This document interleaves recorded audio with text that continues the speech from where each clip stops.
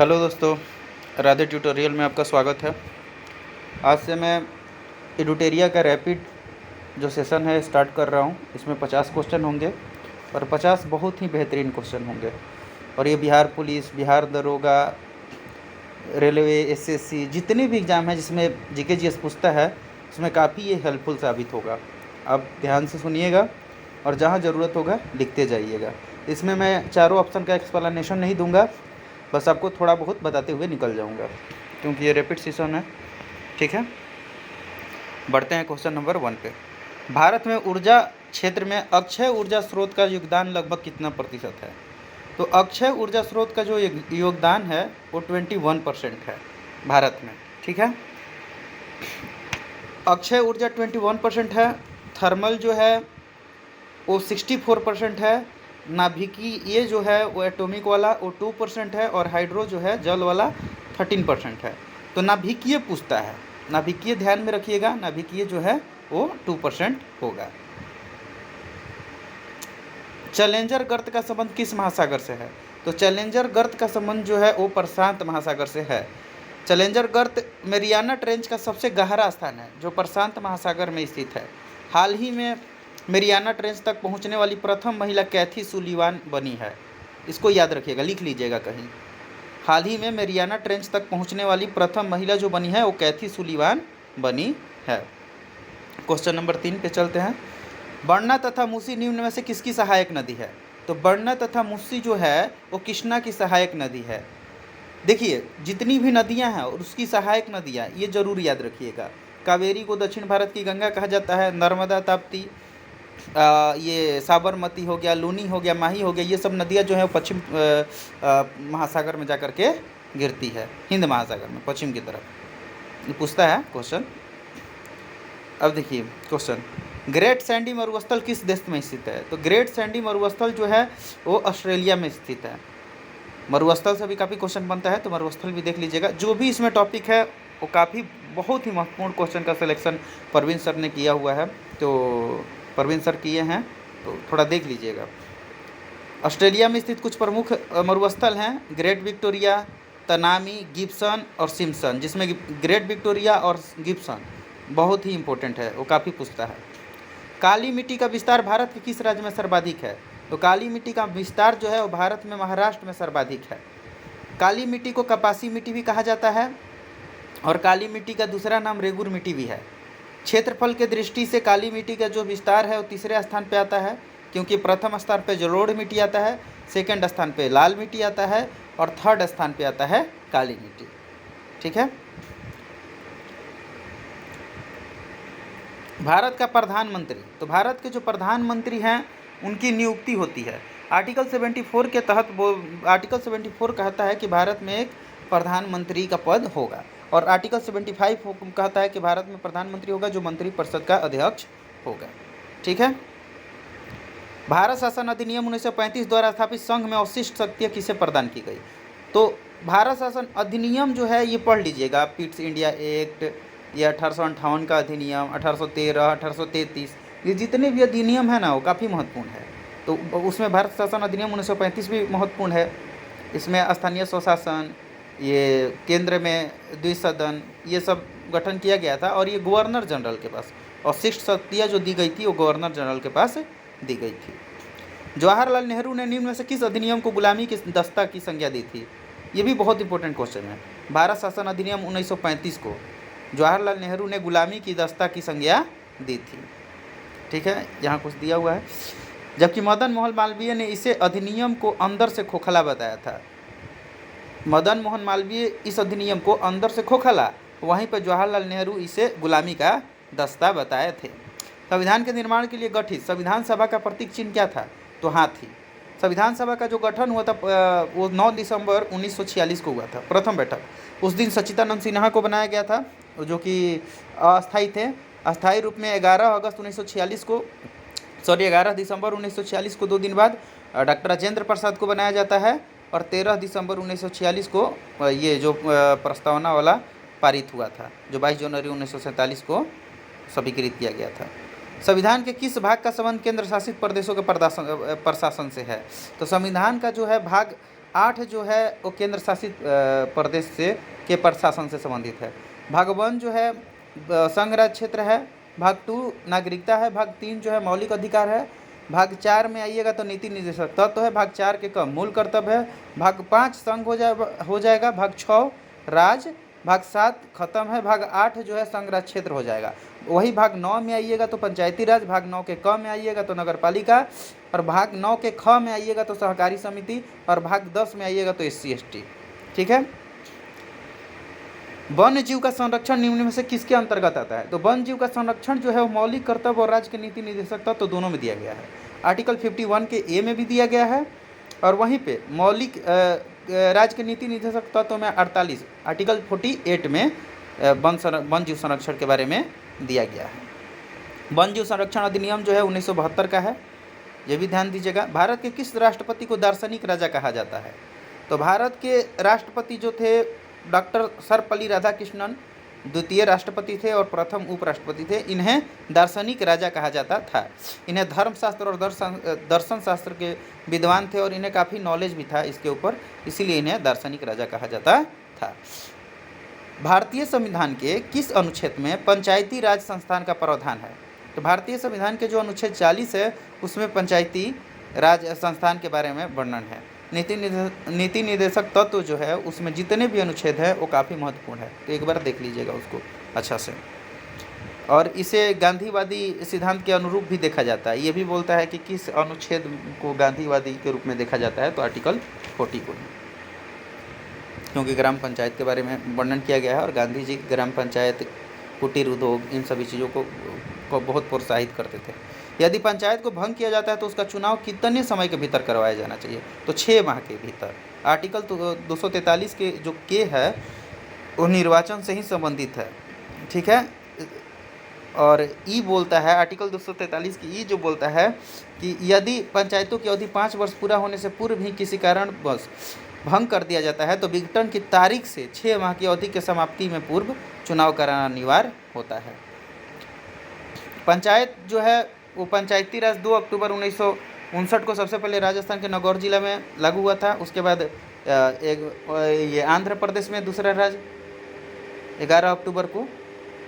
और पंचायती राज से संबंधित पूछता है समिति तो बलवंत राय मेहता समिति 1957, अशोक मेहता 1977, GBK राव 1985, LM सिंघवी 1986।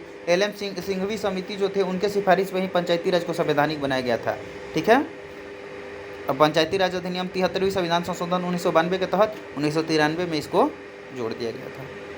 किस समिति ने भारत में लोकपाल की नियुक्ति का सुझाव दिया था? तो लोकपाल की नियुक्ति का सुझाव जो था वो प्रशासनिक सुधार आयोग ने दिया था। प्रशासनिक सुधार आयोग का गठन मोरारजी देसाई किए थे और 1966 में 5 जनवरी 1966 को मोरारजी देसाई की अध्यक्षता में इसका गठन किया गया था। सरकरिया आयोग, केंद्र राज्य संबंध। पानालाल घोष का संबंध बांसुरी से। देखिए दोस्त, इसमें हम जो चारों ऑप्शन है उसका एक्सप्लेनेशन नहीं बता रहे हैं। जो सेट रिपीट किए हैं, सेट नंबर 1 पीछे जो हम बताए हैं वो भी पढ़ लीजिएगा, उससे भी काफ़ी क्वेश्चन देखिएगा इसमें है। तो जितना भी मैंने 1857 की क्रांति पढ़ा दी है पीछे वाली वीडियो में वो देख लीजिएगा, लिंक में भी मैं वीडियो डाल दूंगा। तो उसमें भी जितना भी इसमें क्वेश्चन पूछेगा या किसी भी एग्जाम में आप देख लीजिएगा 1857 से जितना भी क्वेश्चन बनेगा वो सब मैंने बता दिया है। तो पानालाल घोष का संबंध जो है वो किस वाद्य यंत्र से है? तो बांसुरी से, याद रखिएगा। यहाँ बांसुरी से संबंधित कुछ और व्यक्ति भी हैं, हरिप्रसाद चौरसिया, एन लीला। तो हरिप्रसाद चौरसिया, पानालाल घोष बहुत पूछता है। विश्व रेड क्रॉस दिवस, तो विश्व रेड क्रॉस दिवस जो है वो 8 मई को मनाया जाता है। 8 मई 1861 को ही हेनरी ड्यूटोंट द्वारा रेड क्रॉस की स्थापना की गई थी। संयुक्त राष्ट्र संघ के किस अंग को दुनिया का पुलिसमैन कहा जाता है? तो संयुक्त राष्ट्र का गठन जो हुआ था 24 अक्टूबर 1945 को हुआ था न्यूयॉर्क में। न्यूयॉर्क के मैनहट्टन द्वीप पे इसका जो है मुख्यालय है। और सुरक्षा परिषद को, संयुक्त राष्ट्र संघ के सुरक्षा परिषद को दुनिया का पुलिसमैन कहा जाता था। संयुक्त राष्ट्र में टोटल 6 भाषाएं हैं, कार्यकारी भाषाएं, जिसमें 5 स्थायी सदस्य देश हैं। संयुक्त राष्ट्र संघ के हो गया। मेगास्थनीज ने भारतीय समाज को कितने भागों में विभाजित किया था? तो 7 भागों में। मेगास्थनीज ने इंडिका नामक पुस्तक लिखी थी जिसमें पटना के बारे में भी उन्होंने वर्णन किया था। और ये 7 जो थे वो दार्शनिक थे, किसान थे, अहीर, कारीगर, सैनिक, निरीक्षक और सभासद। दार्शनिक, किसान, अहीर, कारीगर, सैनिक, निरीक्षक, सभासद, याद कर लीजिएगा, जरूरी है। स्वामी विवेकानंद के द्वारा बेलूर मठ की स्थापना कब की गई थी? तो बेलूर मठ जो है वो 1897 में स्वामी विवेकानंद गठन किए थे बेलूर मठ का। आगे आइए, किस गवर्नर जनरल के कार्यकाल के दौरान नेटिव मैरिज एक्ट को पारित किया गया? तो नेटिव मैरिज एक्ट जो है वो लॉर्ड नॉर्थब्रुक। देखिए, गवर्नर जनरल जितने भी हैं, लूसेंट में भी दिया हुआ है, घटना चक्र में भी है, तो जितने भी गवर्नर जनरल हैं उनसे संबंधित जो घटना है वो याद जरूर कर लीजिएगा, क्योंकि वो बहुत इंपॉर्टेंट है। शिशु वध पे प्रतिबंध, बेलेजली, सती प्रथा, विलियम बेटिक, सरदा, लॉर्ड इरविन, 1930 में आया था सरदा अधिनियम। दास प्रथा पर एलन बरो 1843 में था दास प्रथा। मैं एक क्रांतिकारी के रूप में कार्य करता हूँ, ये कथन जो है जवाहरलाल नेहरू का है। जवाहरलाल नेहरू जो थे वो समाजवाद के बहुत समर्थक थे, समाजवाद के प्रखर समर्थक थे, और 3 बार इन्होंने कांग्रेस की अध्यक्षता की है, 29, 36 और 37। देखिए, पिछले वाली वीडियो में जो मैंने सेट करवाया है उसमें जो जो भी व्यक्ति मिले हैं, जो जो भी फेमस पर्सनालिटी मिले, उनके बारे में मैंने विस्तृत ही बोलिए, विस्तृत तरीके से ही मैंने विस्तृत तरीका से मैंने बता दिया है सब कुछ, जितना क्वेश्चन बन सकता है लगभग। विजयनगर साम्राज्य पर शासन करने वाले शासकों का क्रम। तो विजयनगर साम्राज्य जो था उसका गठन जो था हरिहर और बुक्का ने किया था। विजयनगर साम्राज्य के संगम वंश के शासक थे, और इसमें संगम, तुल्लुभ, आरीबीडू और सुल्लुभ, संगम, सुल्लुभ, तुल्लुभ और आराबीडू, ठीक है, ये जो थे शासकों का क्रम है। संगम, सुल्लुभ, तुल्लुभ, आरबीडू, जिसमें कृष्णदेवराय जो थे वो तुल्लुभ वंश के शासक थे। 1336 में विजयनगर साम्राज्य का स्थापना हुआ था तुंगभद्रा नदी के तट पे, कर्नाटक, हम्पी।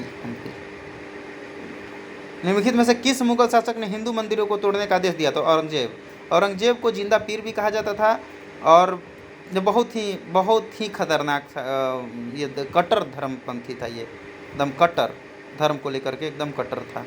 निम्नलिखित विद्रोह तथा प्रभावित क्षेत्रों में किसका मिलान सही नहीं है? तो फकीर विद्रोह बंगाल में सही है, अहोम असम में, ये गोमधर कुंवर थे।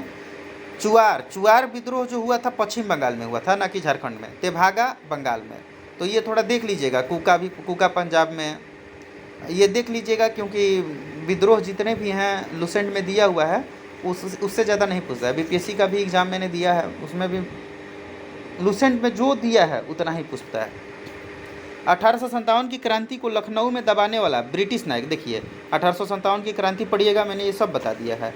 तो 1857 की क्रांति को लखनऊ में जो दबाए थे वो कैंपबेल दबाए थे, कैंपबेल, ठीक है। लखनऊ से किसने किया था? तो बेगम हजरत महल ने नेतृत्व।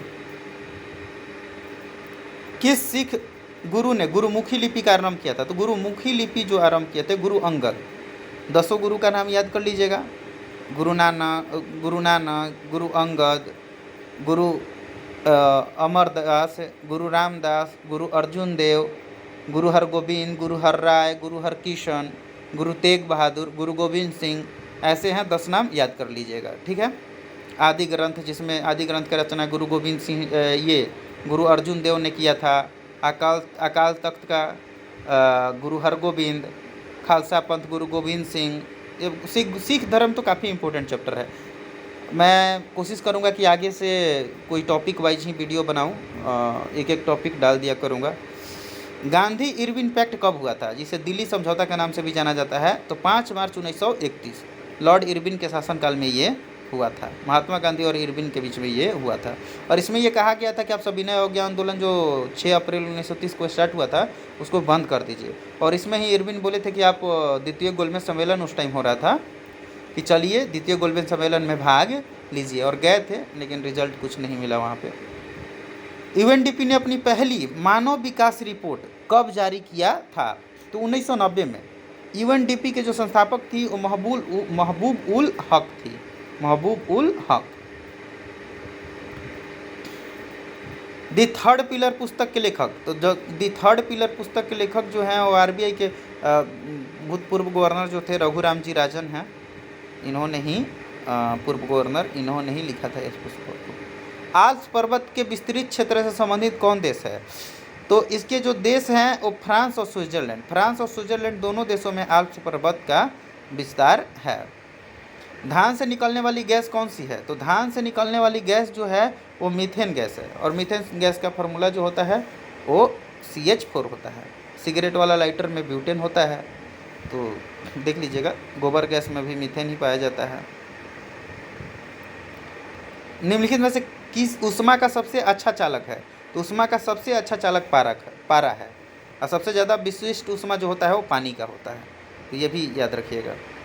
सूर्य की ऊर्जा उत्पन्न होती है नाभिकीय संलयन द्वारा। हाइड्रोजन की प्रक्रिया द्वारा जो भी विधि होता है उसमें नाभिकीय संलयन ही होगा, और वही परमाणु बम बोल देगा तो नाभिकीय विखंडन। दूध उदाहरण है, तो दूध जो है वो पायस है। अब विलयन क्या होता है? तो दो समांगी मिश्रण का योग जो होता है वो विलयन होता है। अब पायस में क्या होता है कि अमिश्रणीय जो एक दूसरे में घुले नहीं, उससे पायस का निर्माण होता है। एक्वारेजिया, तो एक्वारेजिया में जो होता है वो 3 भाग HNO3 होता है और 1 भाग HCl होता है। 3 भाग नाइट्रिक अम्ल, 1 भाग हाइड्रोक्लोरिक अम्ल मिल करके एक्वारेजिया बनता है, और एक एक्वारेजिया जो है वो सोना जैसे धातु को भी गला देता है, गलाने में सक्षम होता है। शक्ति का मात्रक जो होता है वाट होता है, P बराबर फार्मूला भी होता है W/T, और कार्य का तो जूल जानते ही हैं, और न्यूटन प्रति मीटर स्क्वायर जो होगा वो दाब का होगा, दाब बराबर बल बट्टा में क्षेत्रफल। बल का व्यंजक न्यूटन के किस गति नियम से प्राप्त होता है? तो बल का जो व्यंजक है, देखिए बल का परिभाषा न्यूटन का प्रथम गति के नियम से, और बल का व्यंजक जो है F बराबर ma, ये न्यूटन के द्वितीय गति के नियम से। और द्वितीय गति प्रथम गति के नियम को जड़त्व का नियम भी कहा जाता है, या गैलीलियो का नियम। डायनेमो एक युक्ति है जो परिवर्तित करती है किसको? तो यांत्रिक ऊर्जा को विद्युत ऊर्जा में, ठीक है, याद रखिएगा। अब विद्युत ऊर्जा को यांत्रिक ऊर्जा में कौन? रेक्टिफायर। दूध का अपेक्षित घनत्व किससे मापा जाता है? तो दूध का जो अपेक्षित घनत्व है वो लैक्टोमीटर से मापा जाता है। वहीं हाइग्रोमीटर से आर्द्रता और हाइड्रोमीटर से आपका हो जाएगा घनत्व। निम्नलिखित में से कौन पारिस्थितिकी तंत्र का अजैविक घटक नहीं है? अजैविक नहीं है मतलब जैविक है। पारिस्थितिकी तंत्र के 2 ही घटक होते हैं, ये ESI में पूछा था क्वेश्चन, बिहार ESI में। तो एक जैविक और अजैविक। पारिस्थितिकी तंत्र के कितने घटक? 2, जैविक और अजैविक। तो जैविक और अजैविक होते हैं, तो प्रकाश, जल, मिट्टी ये सब अजैविक हैं, जबकि जीव जो हैं जैविक है। जिसमें जीव है जैविक, जिसमें जीव नहीं है अजैविक। निम्नलिखित में से कौन सा कथन सही नहीं है? तो टमाटर में लाल रंग का एक कारण लाइकोपीन होता है, ये सही है। पपीते के पीले रंग का कारण सोलेनिन होता है कि कैरोटीन, ये कैरोटीन होगा। सेव के लाल रंग का कारण एंथोसाइनिन, सही है। लाल मिर्च के लाल होने के कारण कैप्सेसिन, ये भी सही है, तो आंसर हो जाएगा B। और पपीता में विटामिन A बहुत मात्रा में पाया जाता है, इसलिए जब समय मिले, मौका मिले तो पपीता खाया कीजिए। निम्नलिखित में से कौन सा कण रक्त में नहीं पाया जाता? तो रक्त में देखिए RBC पाया जाता है, WBC पाया जाता है, और बिम्बाणु यानी प्लेटलेट्स पाया जाता है। प्रोथ्रोम्बिन नहीं पाया जाता। प्रोथ्रोम्बिन जो है ये जब रक्त जमता है ना उस टाइम ये काम आता है, और रक्त जमने में सहायक विटामिन K। श्वेत रक्त जो है कण जो है ये इसको लड़ाकू भी माना जाता है, ये काफ़ी क्या बोलते हैं संक्रमण के विरुद्ध काफ़ी ये काम करता है। RBC का होना जरूरी है, और जब RBC ज़्यादा हो जाता है शरीर में तो फिर एक कैंसर भी हो जाता है, जिसे ल्यूकीमिया कहते हैं, ब्लड कैंसर। द्वितीय गोलमेज सम्मेलन का आयोजन कब किया गया था? तो द्वितीय गोलमेज सम्मेलन का आयोजन जो था वो 7 सितंबर 1931 को किया गया था। इसी में कांग्रेस भाग लिया था। कांग्रेस की तरफ से गांधी जी गए थे, उधर सरोजिनी नायडू गई थी उनके साथ में, और भी व्यक्ति गए थे भाग लेने के लिए। 1942 में राजेंद्र प्रसाद को गिरफ्तार करके किस जेल में रखा गया था? तो 1942 में भारत छोड़ो आंदोलन हुआ था। ऑपरेशन जीरो, और कभी कभी पूछता है कि ऑपरेशन जीरो और का संबंध किस आंदोलन से था? तो भारत छोड़ो आंदोलन। 8 अगस्त को ऐलान होता है, 9 अगस्त को भारत छोड़ो आंदोलन स्टार्ट हो जाता है, और 9 अगस्त को ही सारे बड़े बड़े नेताओं को जेल में डाल दिया जाता है, जिसमें महात्मा गांधी को पुणे के रवादा जेल में, वहीं आपके राजेंद्र बाबू को बांकीपुर के जेल में, और जो बाकी नेता थे उनको अहमदनगर के दुर्ग में डाल दिया जाता है। और महात्मा गांधी को पुणे के रवादा, उनके साथ सरोजिनी नायडू को भी डाल दिया गया था। व्यक्तिगत सत्याग्रह में प्रथम सत्याग्रही किसे चुना गया था? देखिए, जब मैंने बिहार पुलिस का जो मैंने सेट करवाया है, बिहार पुलिस दरोगा का, उसमें जो भी चैप्टर आया है मैंने उसका पूरा निचोड़ दे दिया है। जैसे उसमें व्यक्तिगत सत्याग्रह आया है तो मैंने सब कुछ बता दिया है कि 1940 में स्टार्ट हुआ था, क्यों स्टार्ट हुआ था, इसके प्रथम सत्याग्रही कौन थे, द्वितीय कौन थे, तृतीय कौन थे, ये सारा चीज़ मैंने उसमें क्लियर कर दिया है। तो वो वीडियो आप एक बार जरूर देख लीजिएगा। तो व्यक्तिगत सत्याग्रह में प्रथम सत्याग्रही कौन थे? विनोबा भावे थे। ठीक है। निम्नलिखित में से किसने मित्र मेला संघ की शुरुआत की? तो B D Savarkar. B D Savarkar जो थे इन्होंने ही मित्र मेला संघ की शुरुआत की थी। ठीक है।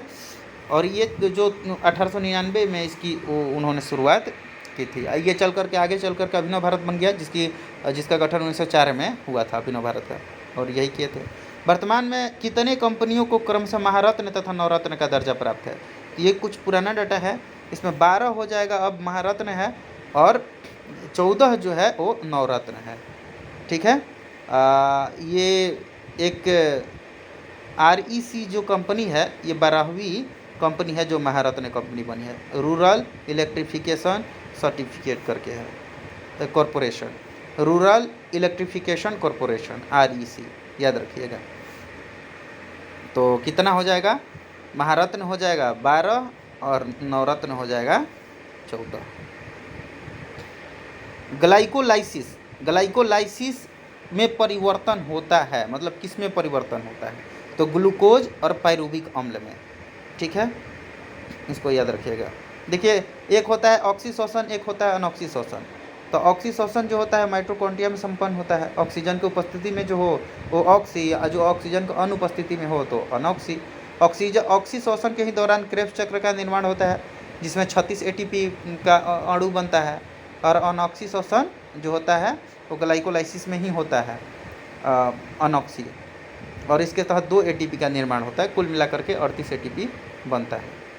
और जब अनऑक्सीशोषण होगा तो पायरुविक अम्ल टूटेगा, बनेगा, और वही जमता है पैर में। कभी कभी जब हम ज़्यादा दौड़ने लगते हैं, कभी दौड़े नहीं हैं, ज़्यादा दौड़ने लगते हैं, वहाँ ऑक्सीजन की ज़रूरत होता है, ऑक्सीजन वहाँ मिल नहीं पाता है, तो वही पायरुविक अम्ल जम जाता है वहाँ पे, पायरुविक। पादप जगत में निम्नलिखित व्यष्टियों में से कौन सा मुख्यतः जलीय है? तो शैवाल। शैवाल जो है जलीय है। पादप जगत का सबसे बड़ा भाग जो होता है ब्रायोफाइटा होता है, और ये जगत जो भी किंगडम पूछता है वो काफ़ी इंपॉर्टेंट है। अगर ये वीडियो अच्छी लगी होगी तो लाइक कर दीजिएगा, सब्सक्राइब कर दीजिएगा। मैंने थोड़ा बहुत तेज़ पढ़ाया, फास्ट पढ़ाया, इसलिए कि ताकि वो वीडियो लॉन्ग ना हो, क्योंकि काफ़ी लोग जो हैं लॉन्ग वीडियो पसंद नहीं करते हैं।